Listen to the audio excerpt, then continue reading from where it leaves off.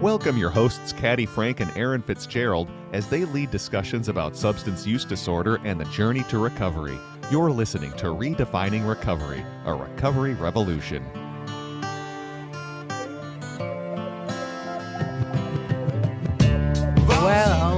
Well, good day. This is Caddy Frink with Redefining Recovery, a recovery revolution.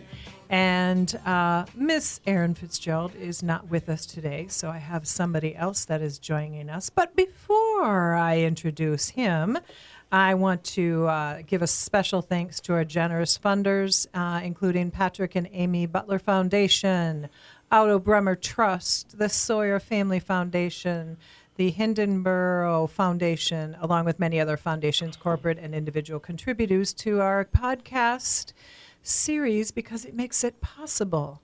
So across the lovely table from me is a gentleman by the name of Lance Frederick. Hi, Caddy. Hi, Frederick. Frederick, forget the S. That's what it is. He just told me that just a second ago. It's normal. It happens all the time. I bet it does. So I'm welcoming Lance kind of last minute because he's an amazing human. He can adjust his schedule to this program. We're talking about recovery and talking about all the different facets around it.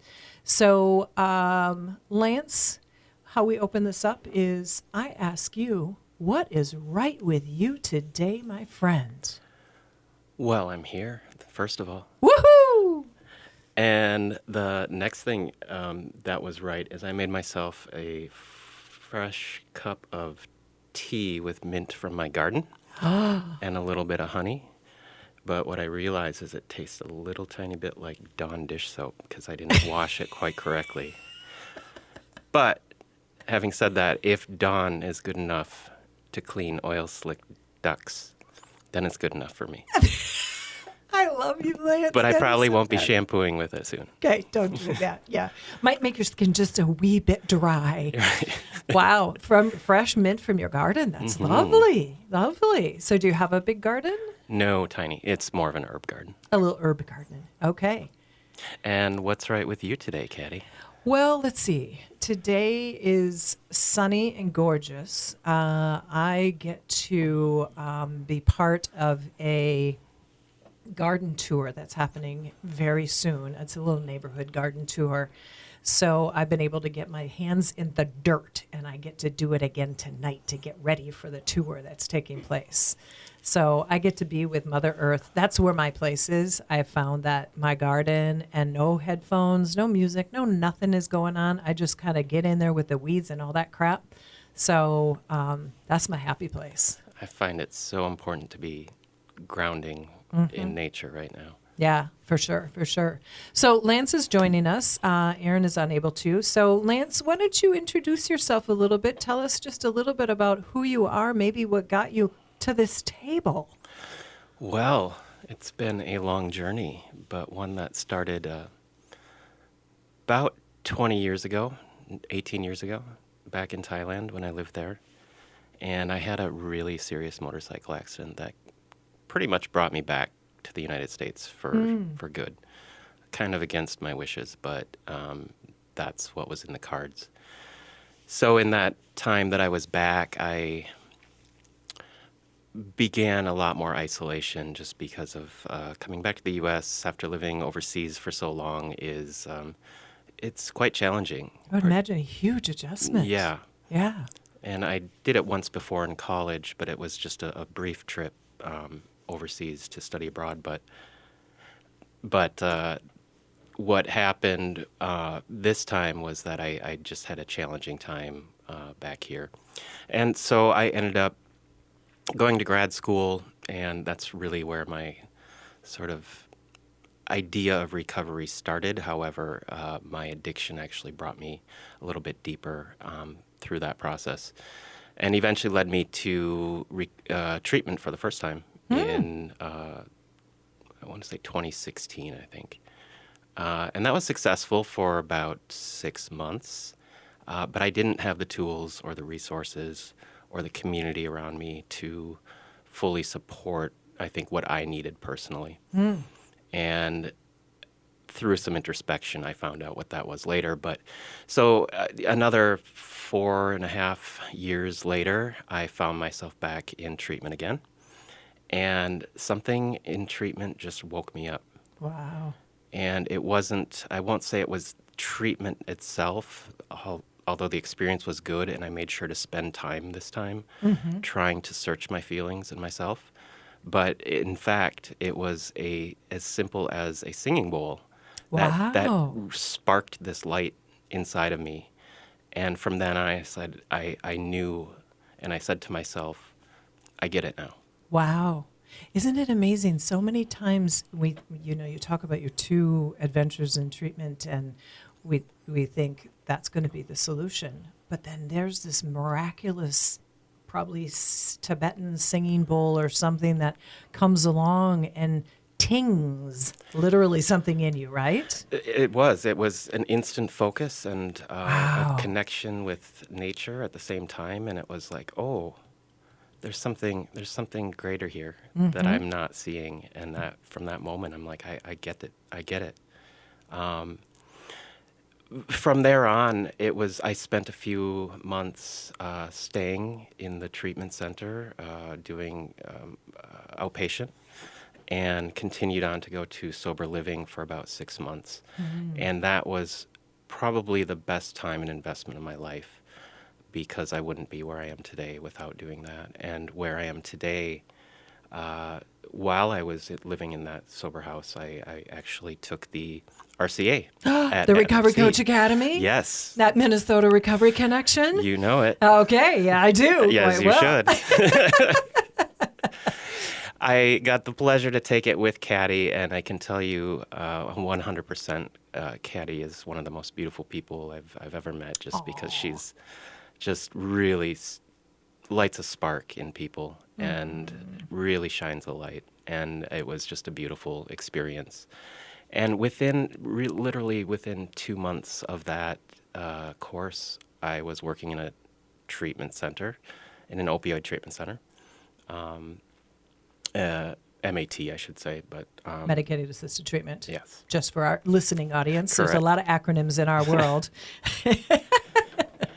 And from there, I suddenly got this job that I applied for randomly with Optum Behavioral Health, which is the behavioral health side of United Healthcare. I remember when you applied for that, and you were just like, yeah, I applied for this. And it's like, and then you got it. And you were kind of like shell-shocked. I was completely shell-shocked. I know. I mean, and it was such an amazing thing, because you have an individual who takes a class and begins to put themselves out there, and then you kind of moved around the recovery world for a while. And so what it happened was that you all of a sudden found this amazing position. It happened so fast. It was definitely shell shock, and it turned out to be one of the greatest experiences up to date, job wise anyway. And what I do there is I get to I'm the recovery and resiliency market lead is the corporate The title. term. And what I do is I get to go around to the recovery community and provide trainings in things such as mental health first aid, suicide prevention, seeking safety, which is a trauma-informed training. It's just been a fascinating journey. Wow, I can just hardly wait to have you share some of these things. Wow, that was a sharp in my voice.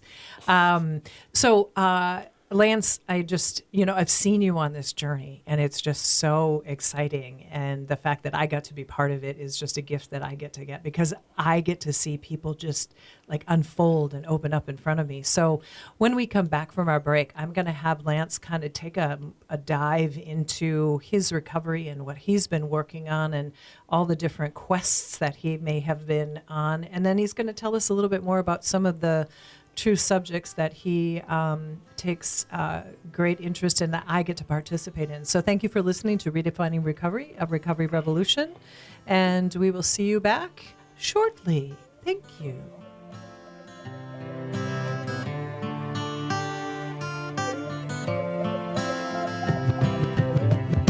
We've all seen the man at the liquor store begging for your change.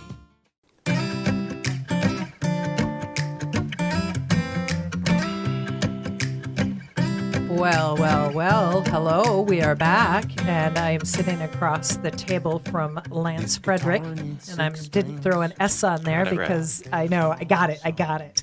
So I am with Lance, and he just talked about the fact that he took the peer recovery specialist class that we offer at Minnesota Recovery Connection that I get the absolute honor of being the lead trainer for, and I have an incredible team.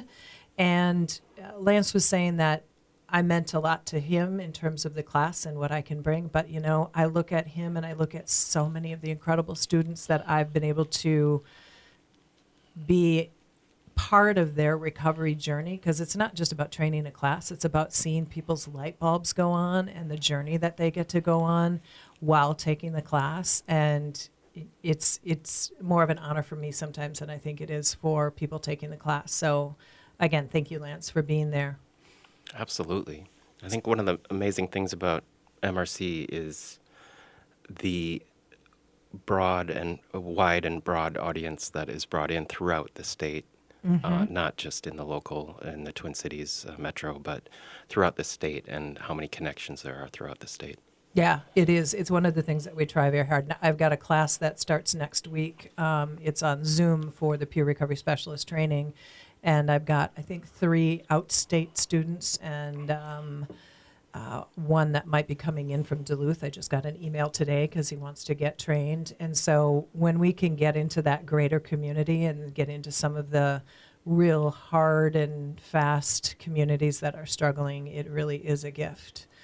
Absolutely. Yeah. So Lance kind of gave the speed version of his recovery journey. I'm going to ask him to just take a little bit more of a deeper dive into maybe some of the experiences that he had and what this recovery journey has looked like. So the floor is yours. I may pepper in a question here or there, so be prepared. Sure. Where do you have a starting point that you're thinking of? Maybe when you came back to the States from Thailand, sure. you were probably struggling with a lot of you said a lot of different things coming back to the States, probably leaving some people and relationships behind, and I think you mentioned isolation was sort of one of the spaces, and I think that's not anything new for people that are struggling with substance use disorder, because all of a sudden they feel like their world is collapsed around them, and like I'll just stay in my own little bubble and maybe hopefully not drowned. Right. And the substance use it's a self-perpetuation of that loneliness and isolation as well. And that really was, you're correct, I was losing relationships. I was losing my sense of who I am, which has evolved tremendously, especially in the past few years. But when you kind of lose who you are and you don't know who to turn to, that one thing that I used to call a friend was always there. Right. And so it's just easy to fall into that rather than confront my needs head on. So just so that the listening audience, your friend was alcohol specifically? Correct. Yep. Okay. Yep. Did you dabble into anything else? Oh, I've dabbled in a lot. Okay. You've dabbled. You've dibbled and dabbled. But that alcohol was that's the thing that pulled me down the hardest and fastest. Okay. Yeah. Okay. Sometimes I just like to have some clarifying questions for folks, because we in the recovery community, we sometimes don't mention our thing because we know what it is, but there are people out there who want to hear what it is that might have brought you to that very lonely, dark space. True. And the fact that have as you said, dabbled in other substances and other things, it allows me to have a better understanding of actually people who are addicted to some of those substances, right? And have a lot more empathy for what they're going through. Recovery is recovery, and it looks different to everybody, but substance use, the addiction part of it is very similar for all of us. But it does help to sort of understand where a person is depending on what they're using. Their chemical use, yeah, that substance, exactly. So tell us, you came back from Thailand and you were feeling alone and you... Isolated. I thought that grad school would help me, and actually that perpetuated my use. And then How did that perpetuate it? What was it that was happening into you? There was a culture, there was an atmosphere, even in grad school. there's sort of a, I think in grad school, as a grad student, we think we're far superior than the undergrads as well. And You're fancy. Yeah, right. No, but, even just either whether it was a partying with people in grad school or going to the bar with professors, or it just became an everyday thing. Yeah. And so after that, what I realized, and I didn't finish grad school, by the way. All I had to do was finish my thesis and defend it, and I couldn't do it. Wow. That's how powerful that a addiction pull. can be. Yes. Yeah. So I ran away to San Francisco instead. Oh, okay. For There you 4 go. years. And I tortured somebody else there. You did that geographical, right? Yes. Yeah. That's a very common thing that can happen with people. They're just like, okay, I'll just go someplace else and it'll all be, air quotes, fine. It's all going to go away. Yeah. And? It didn't. As we all know in recovery, that doesn't always help things, most often not. That was a very tough experience. I was kind of gently sent back to the Midwest, to Wisconsin, at the behest of my partner at the time. And I never went back. Wow. I think what happened is I came back, I realized that, or I shouldn't say I realized, somebody else made me realize that I have a problem. And it was a friend, and it was a friend who cared. It was a friend whose father was an alcoholic as well. And so she knew the signs, and she said something, and I said, I think you're right, and I'm going to go to treatment. And that was 2016. And treatment was interesting. It was great until until somebody decided to jump on my foot and break it while I was in treatment. Oh, no. Yeah. Oh. So I left a week early because I couldn't stay the full time, because I couldn't take any medication for it other than Tylenol. Ooh. And you were in pain, I would imagine. In serious pain. Yeah. And fortunately, opioids weren't my substance of choice. So I was very cautious with those, particularly because I was just out of treatment. Right. But it sent me home to my parents. And I was kind of... That would be a tough hit. Yeah. I was kind of sort of stuck there for a while. After I started getting better, I started moving around more. We decided that, I was in Wisconsin. I don't know if they do it here, probably. They sold bottles by the bottle. Like, you didn't have to buy... Of some sort of alcohol content? Well, meaning beer. Beer, okay. Yeah.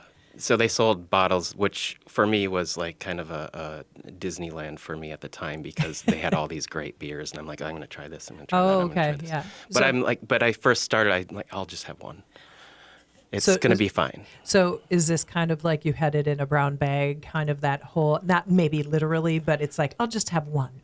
And just, like you said, just try it. Just one. Just an adventure. I can handle one. Sure, yeah. Why not? Jeez. Well, we know where that story goes. One turns into many. Just like when you're at happy hour, and if you're a person who did happy hour, like I did, it's like, okay, you rack up one happy hour, 2 for $1, and then you start adding them onto the bar so that you have, until the happy hour is over, you're all set up for probably not that long, but they're there waiting for you. Yeah, so that one turns into many. One turns into many.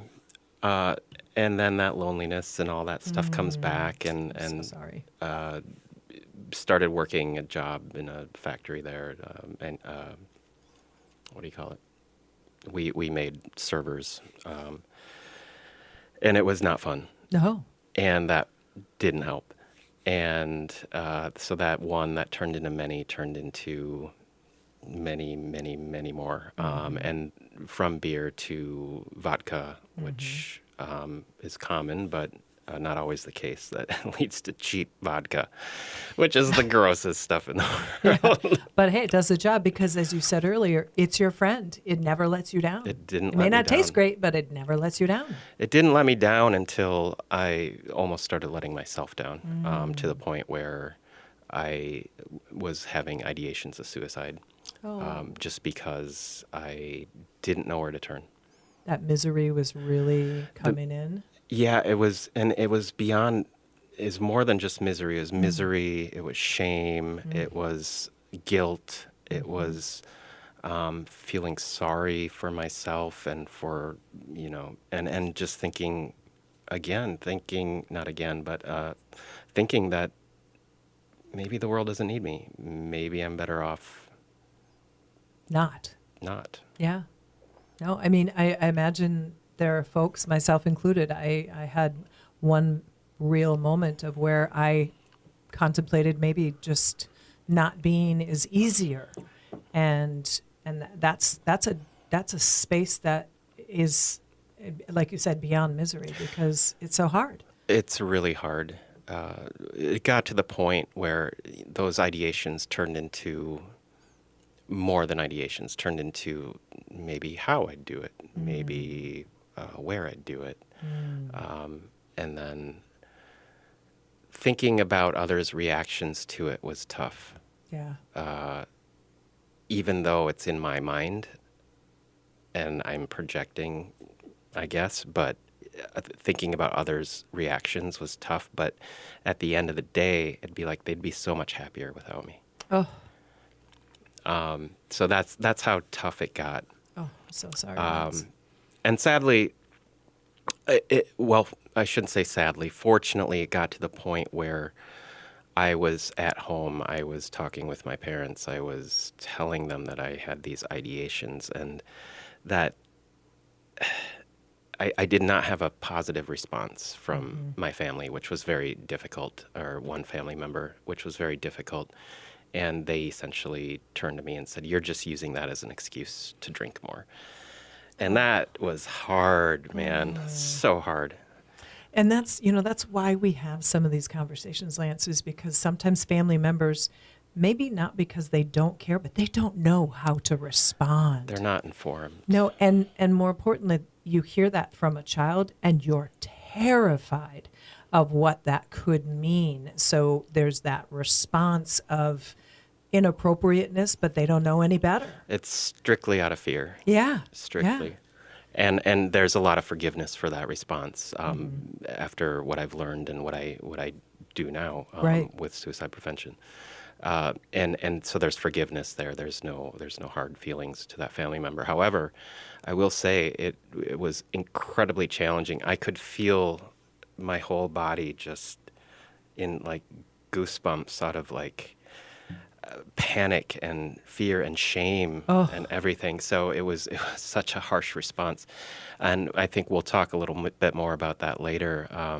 And how to inform society about suicide and talk about it openly, et cetera. But at that moment, it was harsh. Oh, I mean, when you said that, it brought it in that moment, you already were feeling the pain of the addiction to alcohol that you had, and you're feeling so low. Somebody responds in a way that they don't know how to respond differently. And what that does is that catapults you again into that shame and that misery and that why am I here and what am I doing? So we've talked about the impact of how people can care for their humans that are struggling. And it really, ultimately, it comes from a place of love and care. Try not to over-respond, because that's what it sounded like this individual did, and because they didn't know how to. So just take a breath. People who are hearing people that are struggling, it's like, take a breath and say, "I love you." If that person would have said that, that might have been a very different response you would have had, even just literally in that moment and physically, right? Oh, 100%. Yeah. And I think that's what a lot of what I'm trying to do is how do we change our responses to someone who says something like that, or maybe we have an indication that somebody's struggling, so we can change our response. We don't. You're right.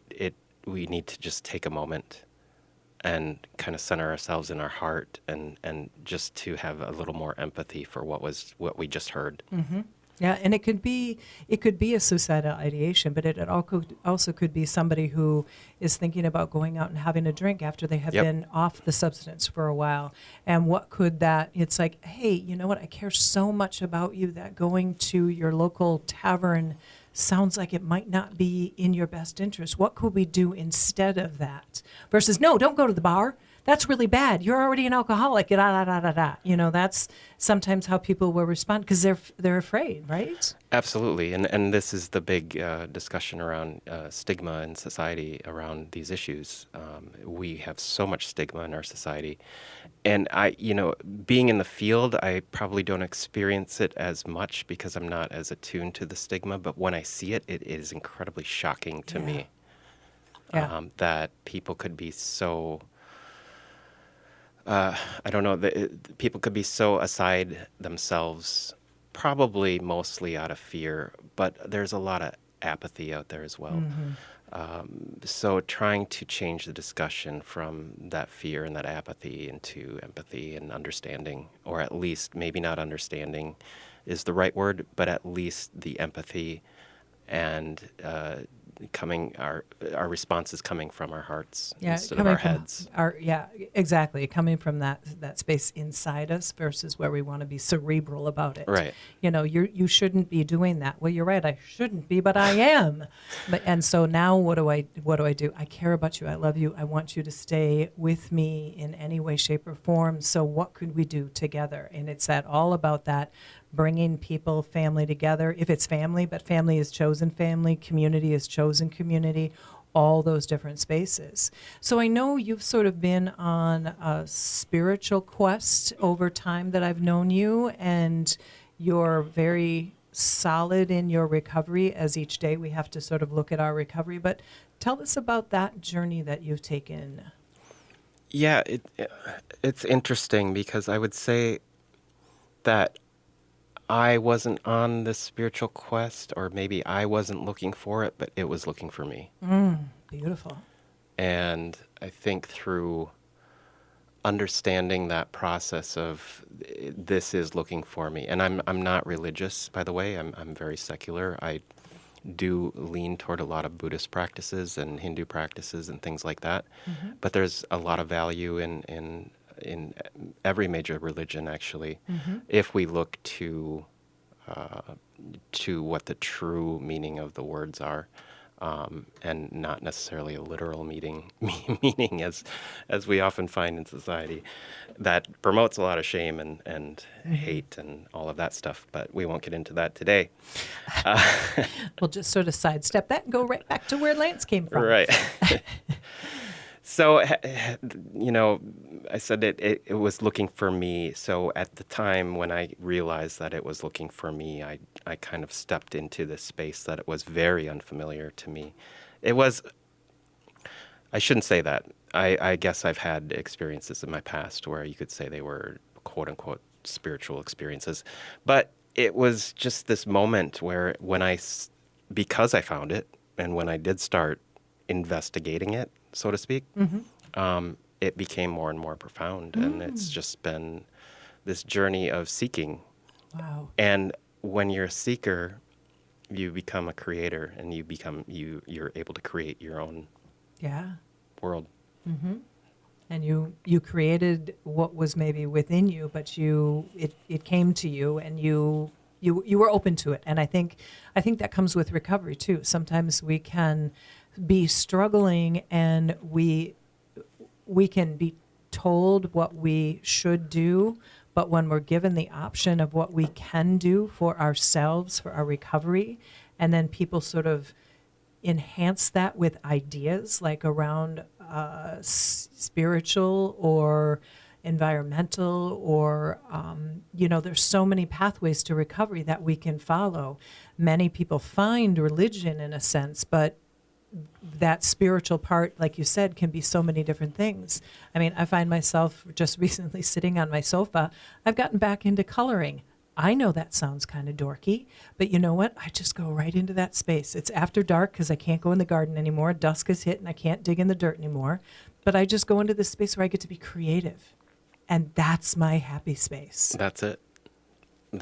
And it doesn't take more than that necessarily, It could just be as simple as a coloring book, or writing in a journal, or, connecting with yourself or your higher self or whatever you want to call it, and just breathing for a minute connecting, and then writing, kind of free flow writing is a really good way to do that as well. But whatever your modality is, you're able to connect with something beyond yourself in some way. Yeah, yeah. And maybe transmute some of those feelings that were inside you all day that you weren't able to let go of. And it just kind of lets everything out. Yeah. And then it turns into this beautiful pattern on the paper that you just colored. Yeah. Well, and I think a lot of people, many people in recovery, outside of recovery, we're all working. We've all got, relationships, whatever that might look like. We've got communities that we're involved in. And I think you said something that's really important, and that is we have all this stuff locked up inside us. And if we keep it locked up, then that can sometimes make the head get a little bit confused and don't know where to go. And so then you're looking for that release valve. You're looking for that mechanism. You're looking for that, air quotes, friend that we can rely on, that substance or those substances. And then what happens is that we sometimes step back into old behavior, because those behaviors never go away. They just get further and further away, but they're still there. And so, when you can find that path that gives you that place to breathe and dump it on a page, dump it in a garden, dump it in playing a game. We need to release this stuff that gets us all locked up in our heads. So, 100%. I was just going to say that, particularly in the summertime, we have this opportunity to be outside as much as we can. When there aren't storms, and we've had a few. But nature is such a wonderful healing experience because it can take everything from us if we let it. We can and I guess we call it grounding. And we just put our bare feet in the grass or run some water over our toes or whatever the case may be. Any connection with nature is truly healing, and well, at least it has been for me. But I know with your gardening, it must be as well. It's the same thing. Yeah. Even going for a walk around even a city block, Yeah. and looking at the trees, looking at the ground, looking at the flowers, looking at the clouds. I mean, I found myself sitting in the backyard, just in my little zippy back chair, and just like staring at the clouds. I sat in that chair, I think. Oh, yes, you did. You sat in my backyard. You sat in my chair. And I just find myself now looking up at the clouds, and I'm like, what are you going to show me? Am I going to see a clown? Am I going to see a rhinoceros? Am I going to see, Gumby? I don't know. What's changed from childhood to today in the clouds? Yeah. Like nothing. No. Like they're still gonna show us what they show us. Yeah. And it's fun to look. Yeah, and it's important to take that mental break. Just mental break. Just disconnect. And I think there's a disconnect in a negative way, and there's a disconnect in a positive way. And where you're doing it consciously, saying, you know what, I'm just going to tap out. A good friend of mine told me the other day, Caddy, asked me, do you meditate? And I'm like, well, she's like, okay, now let me rephrase that. Do you ever just take time when you're not thinking about stuff? And I'm like, oh yeah, I do that. Not all the time, but I do it enough. And she's like, so think of that as your meditation time. I was like, well, darn tootin', what a great idea. And I think what it did is it gave me freedom to sit in the backyard in that chair that you sat in for a while and just look up at the clouds and go, this could be considered a meditation because I'm just kind of being. It is a meditation, and that's exactly what meditation is. It is just being. There's nothing more than that. Yeah. You can certainly do different types of meditations, but essentially you're just being and experiencing. Yeah. And I think in our American society and in our gotta get stuff done, gotta be productive, gotta do kind of society, it can be overwhelming. To that point, when we come back from break, I'm going to have Lance talk about the work that he's doing at Optum, and we're going to maybe take a little venture into something that he sort of gave us a sneak peek at, was a part of his suicidal ideation that he had. And this is a training that I get to bring into Minnesota Recovery Connections Recovery Coach Academy that has been extraordinarily educational. So we will see you back in a moment. There's no song, and this house needs love in it, 'cause without it there's no home. And there's one thing that I've learned through this year of being alone.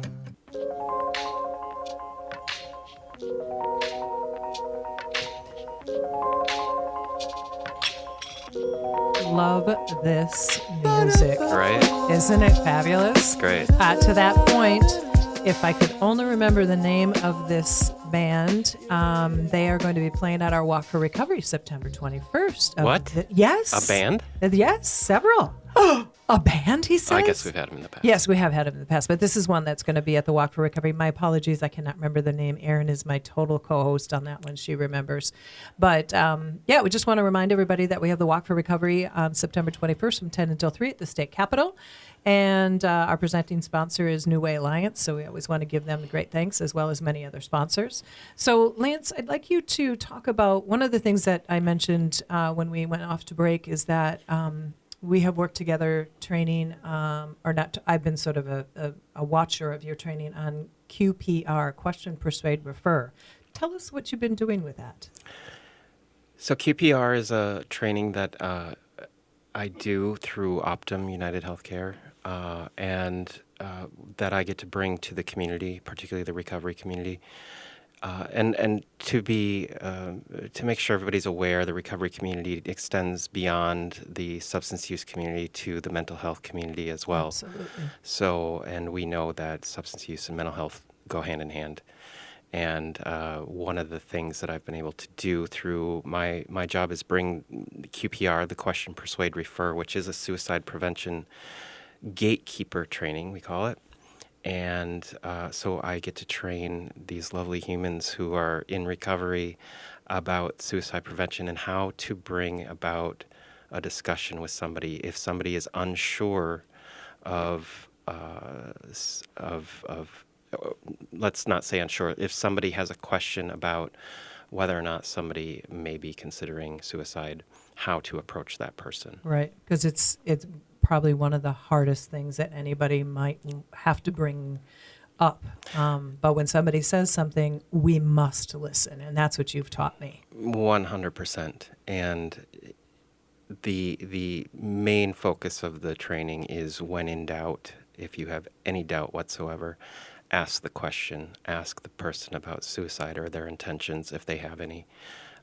And it's just best to ask and not be afraid to ask, just to be sure. Maybe they're not. Maybe they're joking about suicide or killing themselves. But even somebody joking about it, if you ask the question, shines a light on that, and hopefully that person would reconsider the language that they use next time. And there's a classic one that Caddy has, a very good friend. I'll leave the name nameless, but if that person who happens to be male would ever listen to this show, he might know. I was at a restaurant and I won't even use the statement, but I was using a statement that was particularly harmful about doing something to myself, but I was saying it jokingly, and he looked at me dead in the eyes. Oh, probably shouldn't have said that word. He looked me directly in the eyes and said, "Caddy, are you having any suicidal thoughts or ideations?" And I looked at him like he was, what? And he said, "You've made this comment over and over again," and it really concerned me. And I was like, oh my gosh, I never said it ever again, except for describing this situation. So you're right, people can use strange statements, but we need to step into that space, and it happened to me. Right, and it's hopefully the person is willing to have a learning experience in that moment. But just asking the question alone, are you thinking about suicide, or are you considering suicide, or have you thought about it? Are you thinking about killing yourself? Just asking that simple question could potentially save a life. And regardless of whether you know what to do next, it doesn't matter. But what I would tell everybody in the audience that is listening, if ever you're in doubt, ask the question. If you don't have resources available, which is incredibly important that somebody is able to find the help that they need, one can always dial 988, Yep. which used to be the National Suicide Prevention Hotline. It was an 800 number that they've reduced to 3 simple numbers, 988. So if you're struggling or unsure what to do, please dial that number. Yeah, and I think one of the things that you've trained in the class, and that is if I were to say, Lance, are you considering suicide? There's a myth behind that says that you might be suggesting it to someone and they might take action on it, and that is absolutely the opposite, correct? Correct. Thanks for bringing that up, Caddy. It is important, really important to know that even if you ask somebody a question who's not thinking about it, you are not going to put the idea of suicide in someone's head. Either they're thinking about it or they're not. Mm-hmm. So it is truly as black and white as that. Yeah. And so just asking that question might provide somebody with a lot of relief and allow them to open up and begin to talk about it if they're ready to. Yeah, and I think one of the things, if you are at all curious about this topic and you're interested, QPR, Question, Persuade, Refer, is a class that can be taken. It's free generally, correct? Generally, it's free, yes. There are, you can look at I believe it's the QPR Institute. Mm-hmm. They have a website, and I believe you can find QPR gatekeeper trainers on that website. I am one of them. If you or your organization is looking to have this type of training, it's about an hour and 15 minutes. Certainly reach out to myself or through Caddy, or you can look on their website and you should be able to find my name. But yeah, so there are resources available. Yeah, and I think just having had, back in the day, there was a young woman in one of the groups that I attended.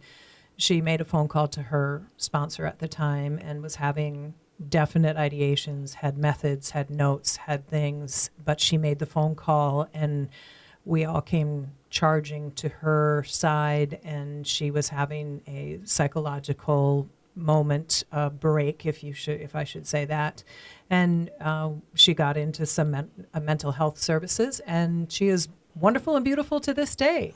But sometimes people will give you signs, and that's what this training will give you. It gives you the myths, it gives you the things to look for. We only have a couple minutes late. Tell the listening audience one of the questions that you ask in the beginning of the class and sort of the change that has happened over time. Yeah, this is interesting, particularly post-COVID, where suicide in the United States has gone up, has risen pretty significantly. I believe we're about 50,000 or so, like right around that number per year of Americans who die by suicide. And so one of the, sorry, can you repeat that? Yeah, what is that initial question when you start? The initial question that I asked the class is how many people are affected by suicide in one way or another, either personally or tangentially. It could be somebody in the community, it could be a family member, et cetera. And in most of the classes that I go to, we are above 85% of the courses. The hands go up. The hands go up. Yeah. And I remember when Lance started doing this not too long ago, it might have been about 50%. And then now it has just, in the most heart-wrenching way, the hands have risen. And it's something that we just need to be very aware of when that people give us sideways signals, give away things, talk about it, say they're not worthy of being around. What are some of the quick statements that can be made? That I want you around, that I love you, because this has to come from the heart space as well, is that I love you and I want you around. You're my friend, you're my family member, whoever the person is. There's always a light. I think Caddy and I were talking about this before, is once a light shines in that darkness, the darkness cowers. And so we can all be that shining light for somebody. Absolutely. Well, what a beautiful note to end this on, this beautiful conversation, Lance. It has been an absolute pleasure. Thank you. It's so fun to be here. Yeah, so great. And our Recovery Voice is everywhere. It's in many different spaces and places, and we all do amazing things. So I just want to thank everybody for listening, and Redefining Recovery, a recovery revolution, given to us by Minnesota Recovery Connection. You can catch us on any of your podcasting listening pleasures. You can go to the AM 950 website and look it up there.